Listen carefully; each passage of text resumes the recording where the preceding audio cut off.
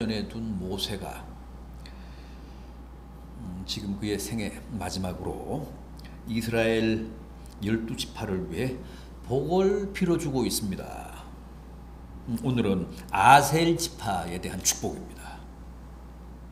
아셀은 야곱의 8번째 아들이죠. 창세기 30장 12절 이하를 보면 레아의 시녀였던 실바의 둘째 아들입니다. 실바의 첫째 아들은 가시고 둘째 아들이 바로 아셀입니다. 아셀이라는 이름의 뜻은 좋습니다. 기쁨과 축복입니다.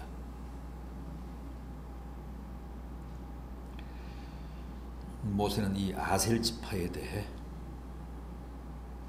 각별한 복을 빌어줍니다. 여러 가지 다양한 복을 빌어줍니다. 편애를 하는 것처럼 여겨질 만큼, 보일 만큼 많은 복을 빌어줍니다. 보십시오. 아셀은 아들들 중에 더 복을 받으며 다른 아들들이 이제 12아들인데 12아들 중에 다른 형제들보다도 이름에 걸맞게 더 많은 복을 받으라는 겁니다.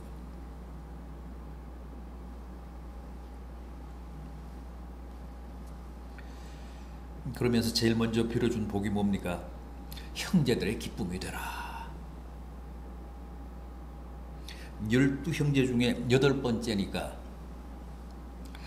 중간쯤에서 위로 형들에게 또 아래로 아우들에게 기쁨이 되고 덕이 되고 자랑스러운 존재가 되라는 겁니다.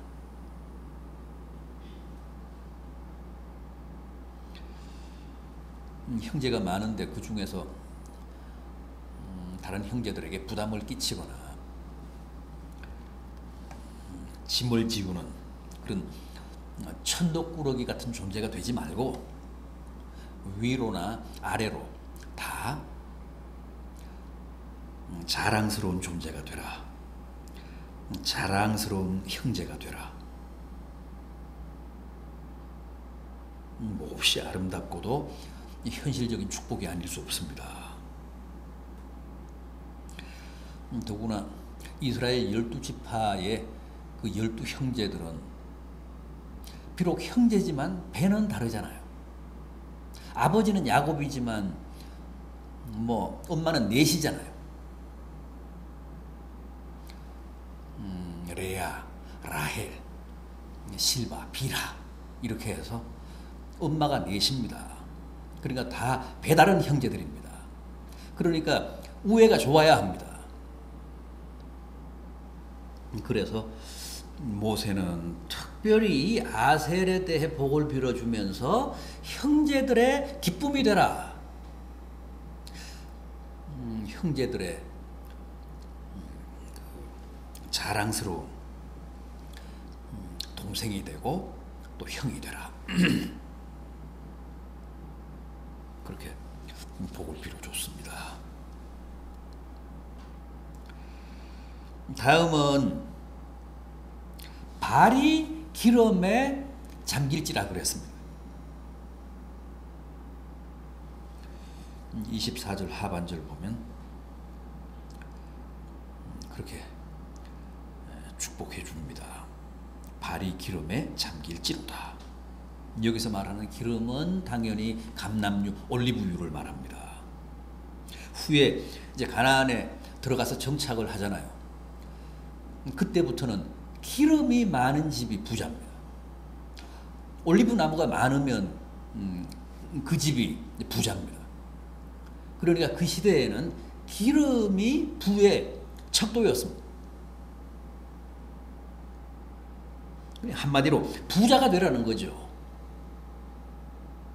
늘 그 집에 그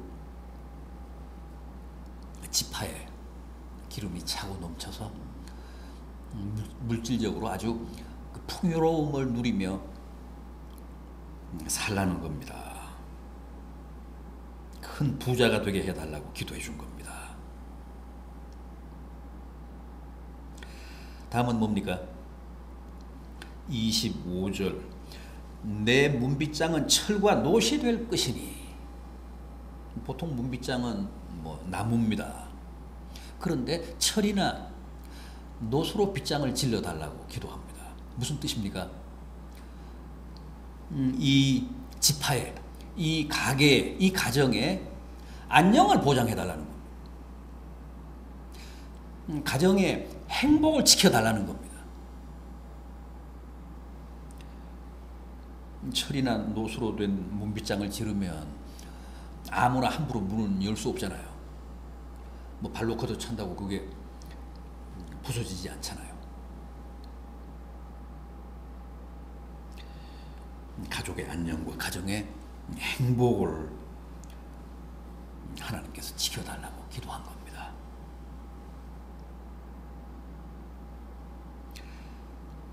또 뭘 빌어줬습니까? 25절 하반절. 내가 사는 날을 따라서 능력이 있으리로다. 죽을 때까지 자기의 능력을 마음껏 발휘할 수 있게 해달라고 기도한 겁니다. 이것도 대단한 축복입니다. 가족들이 사회생활을 하며 다 자기 자리, 자기 분야에서 최대한의 능력을 발휘하며 또 그 능력을 인정받으며 또 그 능력으로 그 사회, 그 공동체에 기여하며 살게 해달라는 거죠. 고대 사회보다는 지금 이 시대 우리들에게 꼭 필요한 은혜입니다. 축복입니다. 요즘은 뭐 능력 없으면 못 살잖아요. 능력 없으면 사회에서 도태됩니다. 그러니까 참 아셀에 대해서는 아주 작심하고 마음 먹고 모세가 꼭 필요한 그리고 다양한 복을 빌어줬습니다.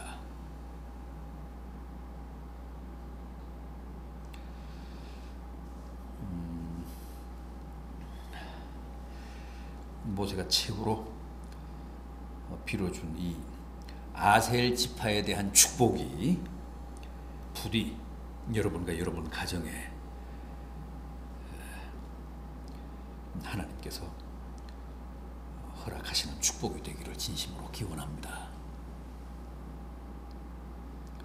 그런데 이렇게 남다른 축복 기도를 받은 아셀 지파, 이제 후에 가나안에 들어가서 땅을 배분 받을 때 요단 서편,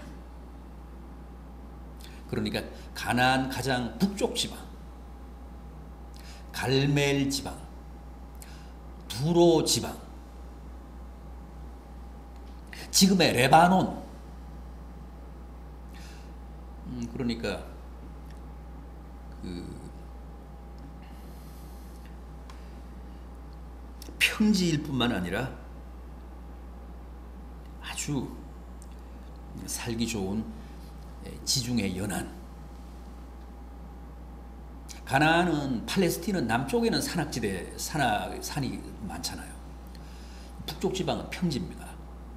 그리고 땅도 아주 상대적으로 남쪽 지방에 비하면 비옥합니다. 아주 좋은 평지, 비옥한 땅을, 지중해 연안을 배분을 받았습니다.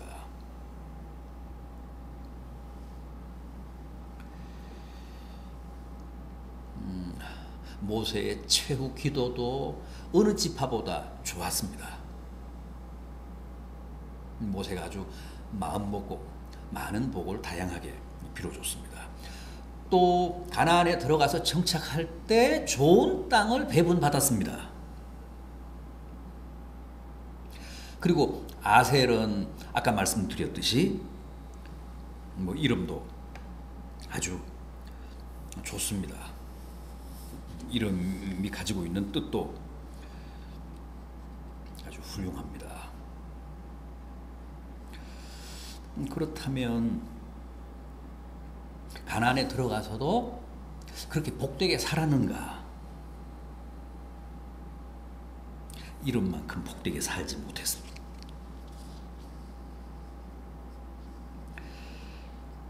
아셀 지파는 자기들이 배분받은 땅에 성읍이 22개가 있었습니다.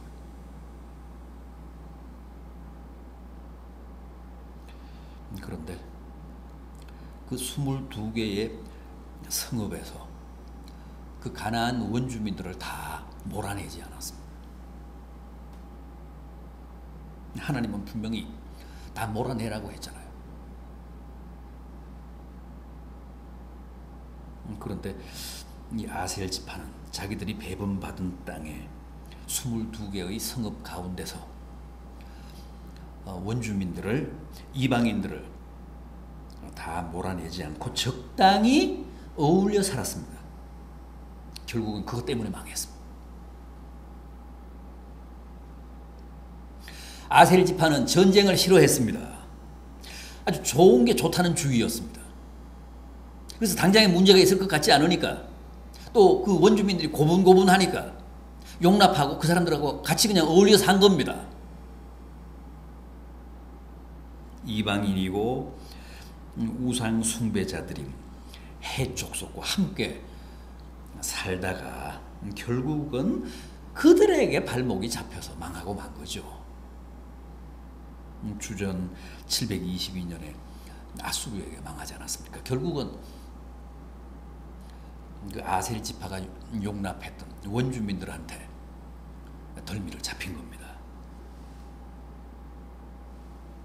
이름이 아무리 좋고 부친인 야곱이나 모세가 아무리 축복 기도를 많이 해줬다고 해도 결국은 본인들이 제대로 해야 합니다. 본인들이 이름값을 해야 합니다. 본인들이 자신들의 의지를 발동해서 하나님이 그들에게 약속하신 축복을 잘 지키고 또 그걸 잘 누리며 살아야 합니다. 이름만 좋으면 뭐합니까? 부모가 아무리 축복 기도를 많이 해주면 못합니까?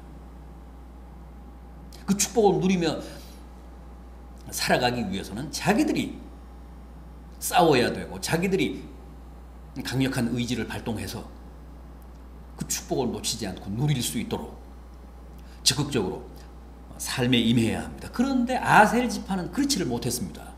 이름도 좋고 축복 기도도 많이 받았는데 또 좋은 땅도 배분 받았는데 결국은 하나님이 약속하신 그 은혜와 축복을 지키지 못해서 불행해졌습니다.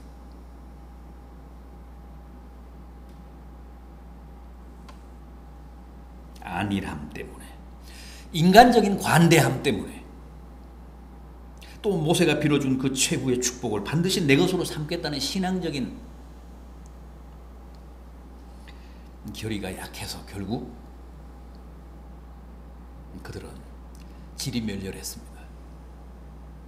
그게 아셀 지파의 비극입니다. 자, 이제 모세가 아셀 지파를 축복하고 마무리하면서 이스라엘 12지파 전체에 대해 또 마무리 기원을 합니다. 뭐라고 했습니까? 기본적으로 하나님은 너희를 도우시는 분이시라고 합니다. 26절 말씀을 보십시오. 여수run이여 하나님 같은 이가 없도다. 왜요? 그가 너를 도우시려고 하늘을 타고 궁창에서 위엄을 나타내시는도다. 하나님같이 은혜로운 분이 없으시다는 거예요. 왜냐하면 하나님은 여술은 이스라엘 12지파를 도우시기 위해 항상 대기하고 계신다는 거예요. 지금 그 26절 말씀이 바로 그런 뜻입니다. 그가 너를 도우시려고 하늘을 타고 궁창에서 위엄을 나타내시는도다. 언제든 출동하시기 위해 저 하늘 높이에서 두 눈을 부릅뜨고 서 계시는 모습, 그걸 묘사한 게 26절입니다. 여차하면 출동하시려고, 그래서 도우시려고 저 높이에서 두 눈을 부릅뜨고 이스라엘 12지파를 내려다보고 계시는 하나님, 그런 분이시라는 거예요.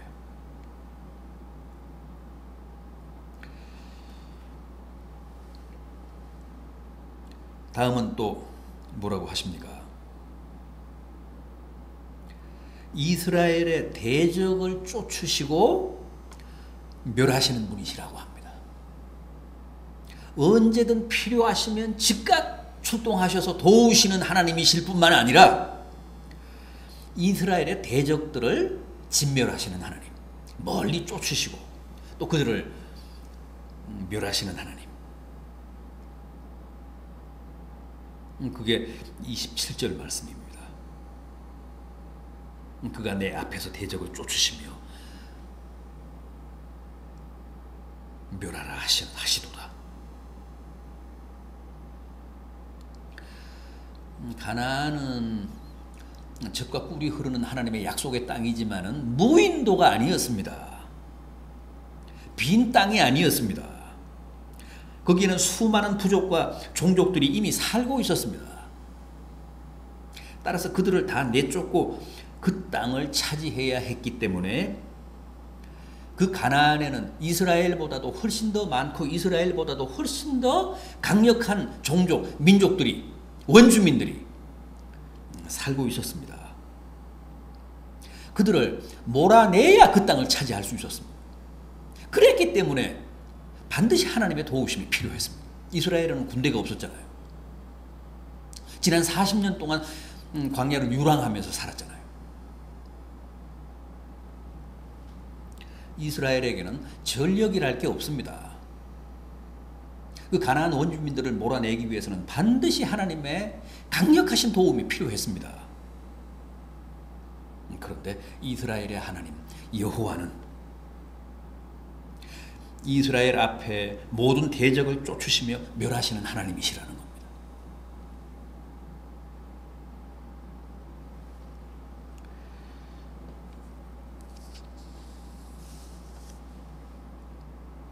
그런데 27절 하반절을 보십시오.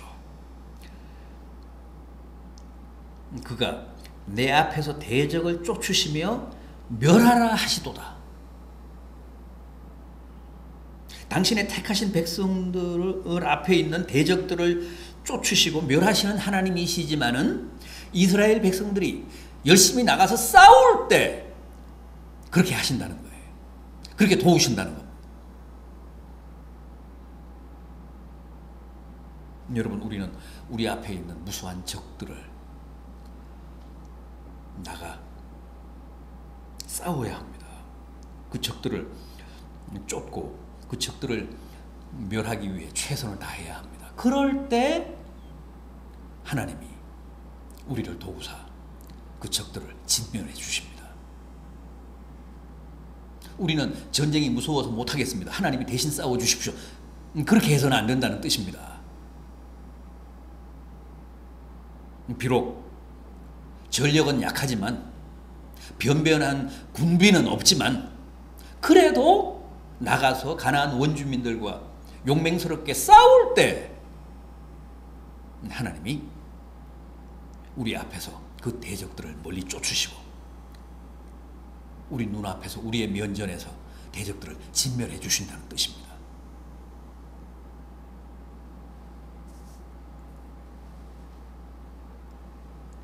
결국 아셀 지파 같은 경우는 이렇게 하지 않다가 그리고 적들하고 적당히 타협하면서 그냥 살다가 그들에게 발목이 잡혀 그들에게 덜미가 잡혀 멸망하고 말았다는 거죠.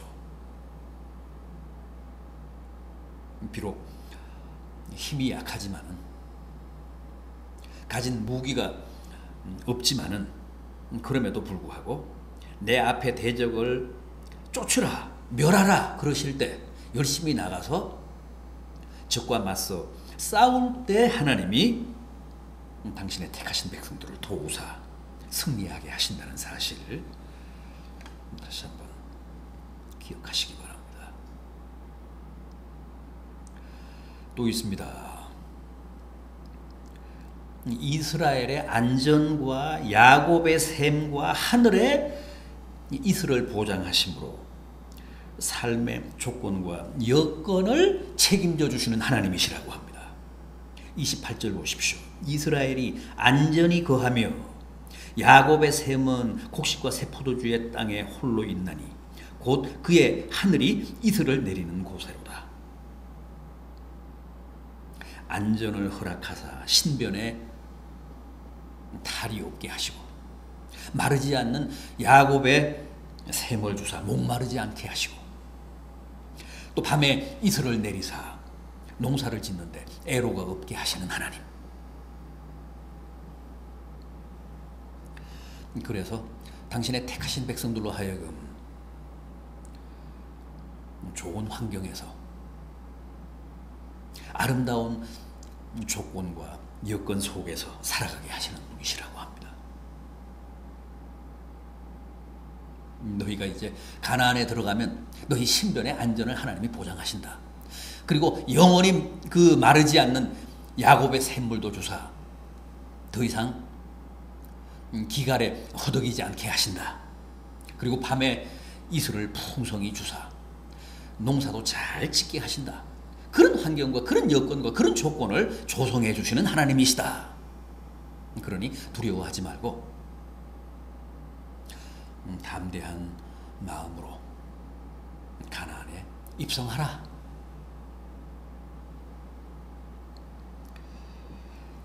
우리가 믿는 하나님은 너희의 수호신이신 하나님은 그런 분이시다. 따라서 세상에 하나님과 같은 분은 없다.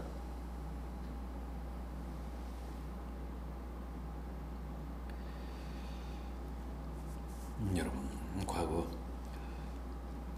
이스라엘뿐만 아니라 이 시대의 하나님의 여수론인 우리 믿는 자들에게도 하나님은 이런 분이십니다. 우리의 모든 필요를 공급하시고 또 우리 앞에 대적들을 올해도 다 진멸해 주시고 우리에게 안전을 보장하시며 또 야곱의 샘물을 주시고 밤에 이슬을 주사 삶의 조건과 환경을 가장 이상적으로 조성해 주시는 분이십니다. 그런 하나님에 대한 깊은 감사와 신뢰로 늘 승리하시는 복된 성도들 되시기를 진심으로 기원합니다.